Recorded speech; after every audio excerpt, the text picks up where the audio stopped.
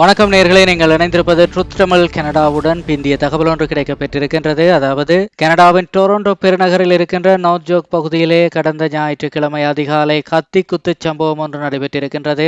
60 வயது மதிக்கத்தக்க முதியவர் ஒருவர் இந்த தாக்குதலிலே படுகாயம் அடைந்திருப்பதாக தகவல் வெளியாகி இருக்கின்றது. இந்த சம்பவம் லாரன்ஸ் அவென்யூ வெஸ்ட் மற்றும் ஜேன் ஸ்ட்ரீட் சந்திப்புக்கு அருகிலே அதிகாலை 5:45 அளவில் நிகழ்ந்ததாக டொரண்டோ காவல்துறையினர் தெரிவித்திருக்கின்றார்கள். சம்பவ இடத்திற்கு விரைந்த அதிகாரிகள் கத்துக்குத்து காயங்களுடன் உயிருக்கு போராடி கொண்டிருந்த முதியவரை மீட்டு உடனடியாக மருத்துவமனைக்கு அனுப்பி வைத்திருக்கின்றார்கள். அங்கு அவருக்கு தீவிர சிகிச்சை அளிக்கப்பட்டு வருவதாகவும் அவருடைய உயிருக்கு தற்போதைக்கு ஆபத்து இல்லை என்றும் காவல்துறை தரப்பு தெரிவித்திருக்கின்றது. காவல்துறையினரின் முதற்கட்ட விசாரணையில் பாதிக்கப்பட்ட முதியவரை கத்தியால் குத்திய நபர் சம்பவ இடத்திலிருந்து வேறொரு இடத்திற்கு தப்பியோடியது தெரிய வந்திருக்கின்றது என்றும், தப்பியோடிய சந்தேக நபர் மெலிந்த உடல்வாகு கொண்டவர் என்றும் 20 தொடக்கம் 30 வயது மதிக்கத்தக்கவர் என்றும் முழுக்க கருப்பு நிற ஆடை அணிந்திருந்ததாகவும் காவல்துறை தரப்பிலே தெரிவிக்கப்பட்டிருக்கின்றது.